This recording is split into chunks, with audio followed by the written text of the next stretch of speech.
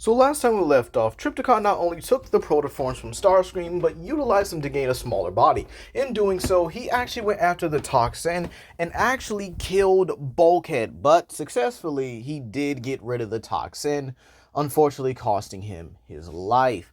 However, this wasn't the only thing, as Soundwave, Dreadwing, and Knockout found Trypticon so out of pocket and so dishonorable even that they decided to join the Autobots. However, at first they did not trust them, obviously, right? These are three of the most loyal Decepticons. Despite the fact that they showed them everything, it was still a precautionary measure. But after the loss of Smokescreen and the fact that Overlord is now on Earth, plus with Trypticon utilizing the protoforms to create his own Terrorcons, that being Scourge, Battletrap, and Nightbird, along with Bludgeon, yeah, everything's now coming to a screeching halt, as now we also find out someone's been hunting Overlord for a while.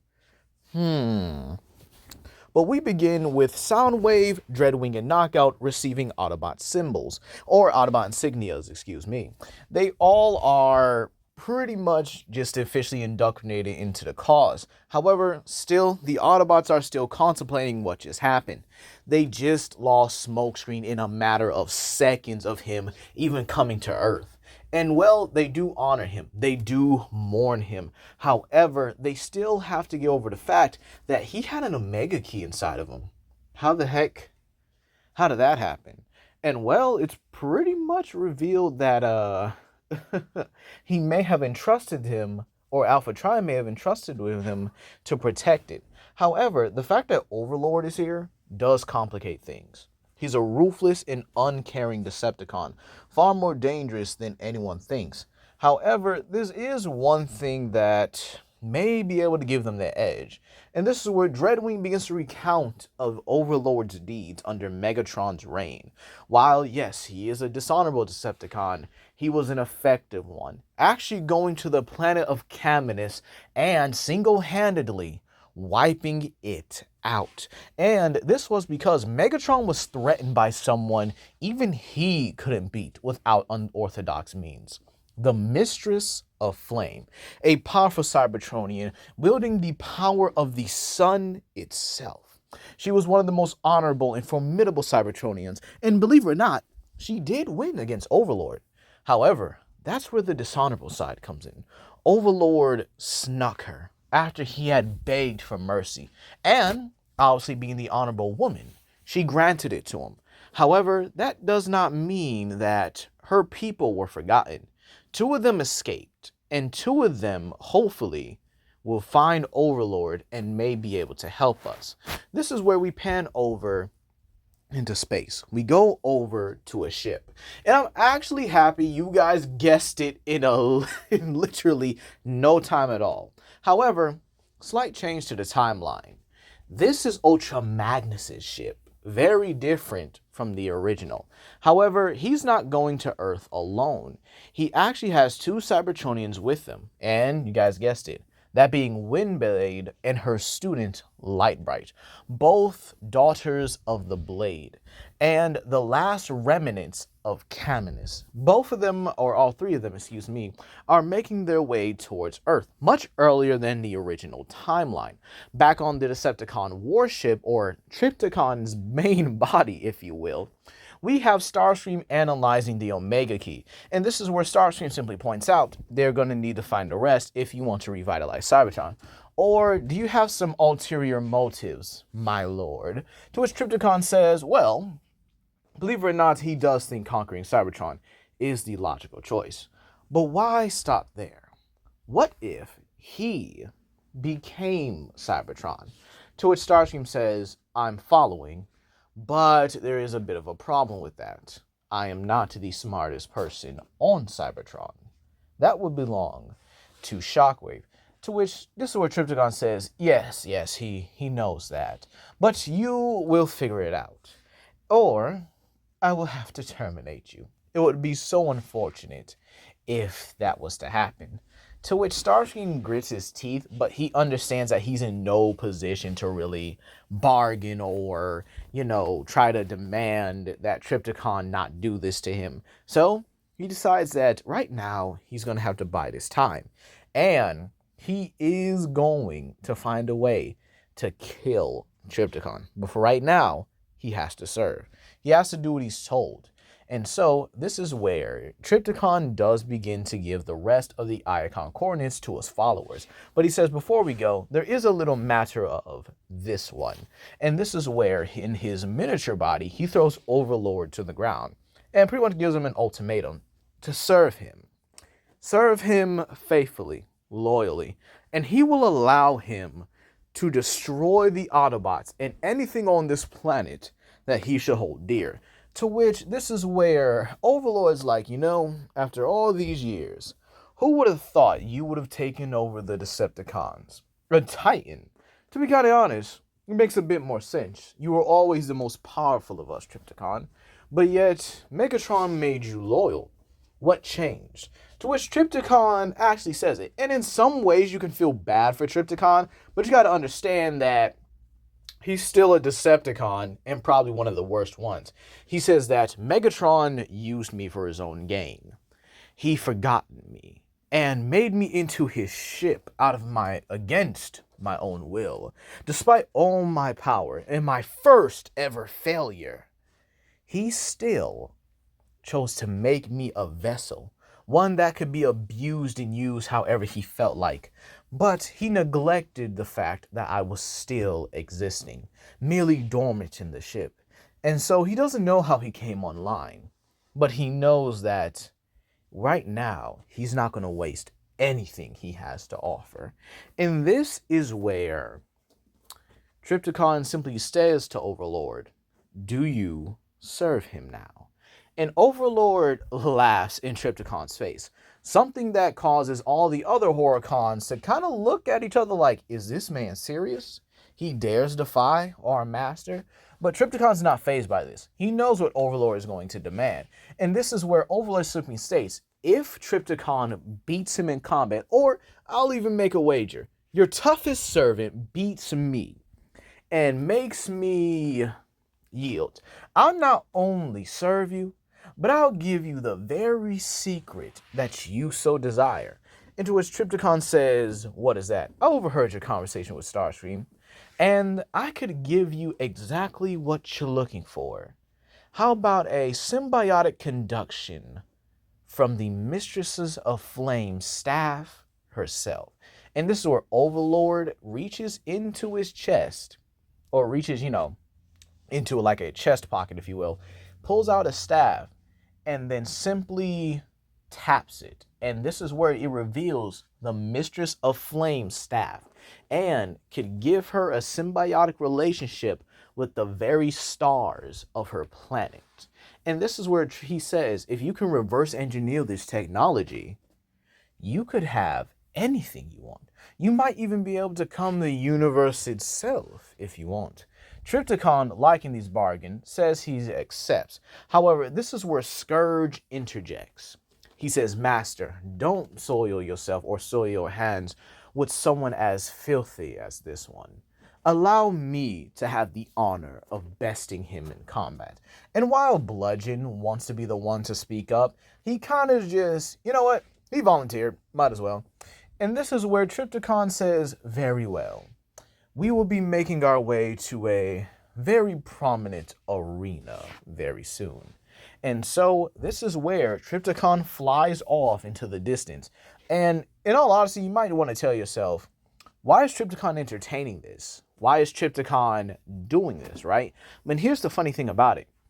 Trypticon now has more of an interactive role with Cybertronians. And in all honesty, putting him at such a level, in such a intimate way with the other Cybertronians, I think he would actually enjoy his time with them. And believe it or not, I think he would like to actually be a bit more of a fair leader, if you will. He still has his chaotic tendencies and he's a mass-destroying titan at the end of the day, but he wants this. He wants to enjoy being amongst the other Cybertronians, even if he has his own goals to be far more than just a titan. And so this is where we pan over to the Autobots. Now, with Soundwave on their side, he's able to decrypt the rest of the Iacon coordinates. And this is where they actually do get the last 3 of the Omega keys. Yes, the first one, Soundwave and RC are the ones to recover it. With her, honestly, a little cautious of Soundwave, quite honestly, quite understandably. But again, he does wind up handing her the key to kind of show that, yeah, he means what he says when he's joining the Autobots. The next key is with Knockout, Bumblebee, and Ratchet being the ones to go there and hand them the key. And the last one is Wheeljack and Dreadwing. Now you might say, wait. Why are the Terrorcons not interfering with this? Why? And this is because they're busy with their Masters on entertainment. And right now, this is where I would definitely say that this could come back to bite them. Not the Terrorcons, mind you, but the other Autobots, mind you. And the funny part about this is they make their way to the same area that Megatron originally fought the Insecticon. And this is where Overlord and Scourge pretty much descend in the same tube that's connected to the warship. And this is where we have both Scourge and Overlord take their sides, with Trypticon and the rest of the Terracons admittedly watching and enjoying this.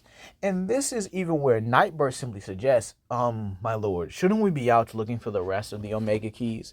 And this is where Trypticon says he knows the Autobots have it. He knows they're going to find it. But he has a little bit of entertainment for himself later, that he's going to get the keys one way or another. And so the battle between Scourge and Overlord is simply explained. The person has to be fully incapacitated. All tricks and all manners of weaponry and combat are allowed. And so everything begins. Overlord starts off by transforming into his tank form and begins firing at Scourge. However, Scourge dodges it, weaves around it, and then cuts the last blast in half with his wrist blade, and then runs down Overlord with both of his wrists encoded in a substance. Something that Trypticon has studied, or at least already is known very well. Overlord, not wanting to risk this, pulls out his sword and begins battling against Scourge. However, each class begins to shed something, and Overlord sees it. He's like, you are vastly dangerous, my friend. Cosmic rust. Oh, how delightful. I would actually love fighting alongside you. Such ruthless, such tenacity. And this is where Scourge actually takes the opportunity to turn his arms into cannons and blast Overlord in the face. And this is where he says, now the match is done. And this is where Overlord simply laughs and just kind of looks through the smoke and says, I'm made of Unutrium, you idiot, and pretty much rocks Scourge across the arena. And then he doesn't let up. He follows up immediately, throwing rocks at him and then even transforming to his tank form to try and pulverize Scourge. However, Scourge turns into his truck form and simply utilizes the speed to not only outmaneuver each blast, but to swerve around and ram into the side of Overlord. This is where the two of them not only clash, but simply, transform at the same time. And this is where Scourge eventually gets the upper hand on Overlord and begins to wail on a single spot of Scourge's armor. Utilizing his blade coated in cosmic rust, he begins to shear and slash at Overlord in just one spot. While Overlord is still able to get him off, he realizes he's starting to feel it. And he can't pretty much explain why. However, as the fight continues, Scourge keeps attacking that one spot over and over and over again. And Overlord can't understand how the heck is he's hurting him. He should be immune to this. And this is where one final blast from his cannon blows through Overlord's chest, actually exposing his spark. And this is where he looks at Scourge with an absolute look of shock and honestly disbelief.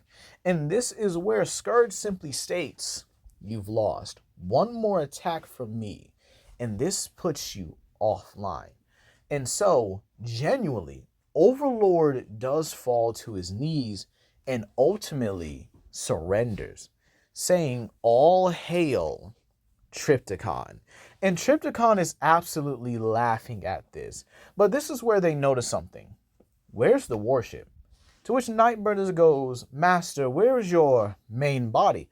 To which it says, "It's on its way to another location. Somewhere where the Autobots will have plenty of time to, I guess you can say, assess the situation." And so this is where the warship actually heads towards Jasper, Nevada. And this is where we see the entire city peaceful and luxurious, and everything's going swimmingly. We even see Jack's mom having a grand old time at her job at the hospital. However, that's all about to change as they all hear a monstrous roar. People looking outside, wondering what's going on as they see a giant warship come over. And then this is where it begins to transform. And well, Trypticon himself begins attacking the city the moment he lands. Matter of fact, the moment he lands, not only creates a crater, but demolishes several city blocks when he does this.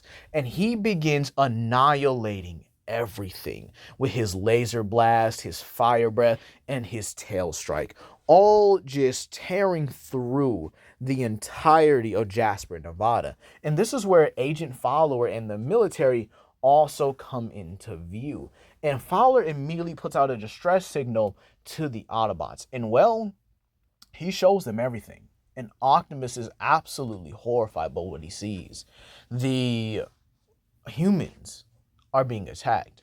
And this is where he finally sees that Trypticon really isn't like Megatron.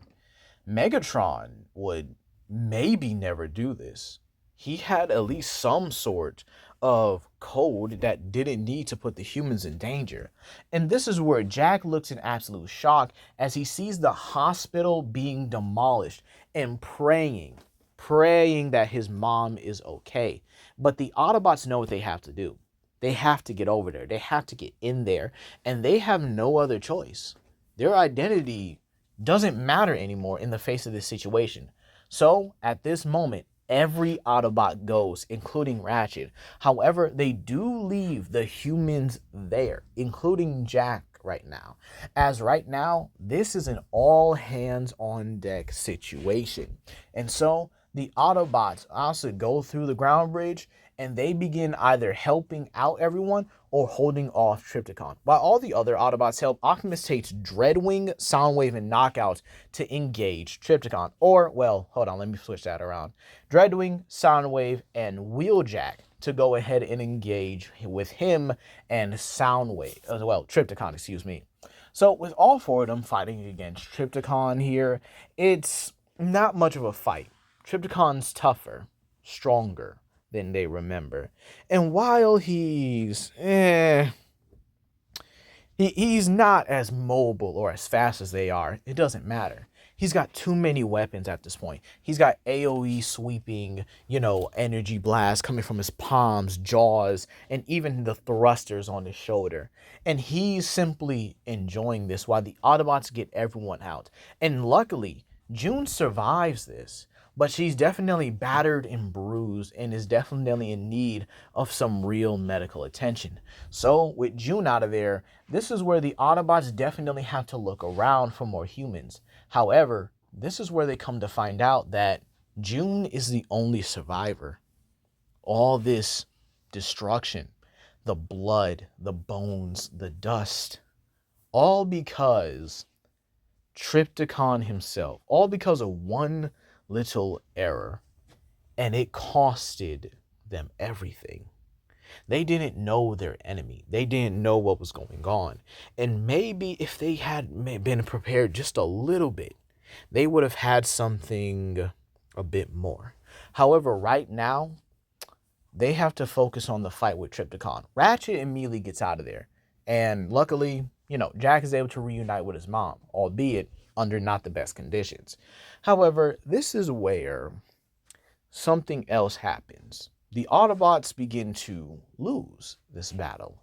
And Wheeljack is the one in Trypticon's sights, saying that, well, the other Wrecker, prepare to reunite with Bulkhead. And just before his fist comes down, Trypticon feels a huge amount of pain in his back. And I mean huge amount. Blowing back out kind of pain here.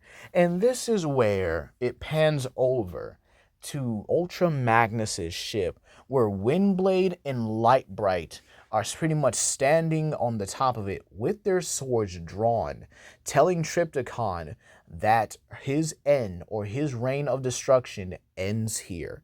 However, that's not where we leave off. In the ocean, someone's discarded body still remains, that being Megatron. And so, like in the original, but far earlier, Megatron's body is possessed by Unicron. However, there's a difference to it. Megatron doesn't fight back. He doesn't resist. However, there is something a bit different here. Unicron not only possesses Megatron's body, but he goes on to possess his very spark, turning him into, well, his fully willing and utilized vessel. And this is where he takes off to Cybertron, getting ready to destroy it. However, when he makes his way towards, I guess you can say, the Well of All Sparks, this is where he is bombarded by something. There seems to have been someone here, still someone lurking about. And this is where he sees 5 other beings in their beast forms ready, telling Megatron that today's the day they end the war. And that's where we're going to leave it off here, you guys. I think you guys can tell who's, about to fight this Unicron, Megatron. And then the fact that Windblade, Lightbright, and Ultra Magnus have come to save the Autobots. However, how do you guys feel about Trypticon's massacre? Now, this may be one of my shorter what-ifs, but I do have a lot planned for it. And I'm not sure how many parts I'll do. But I'm definitely going to go until I feel like the story does need to be wrapped up. But hey, that's me all today, you guys. Please comment down below. Like and subscribe and share with your friends. And I'll see you guys for the next part. Peace.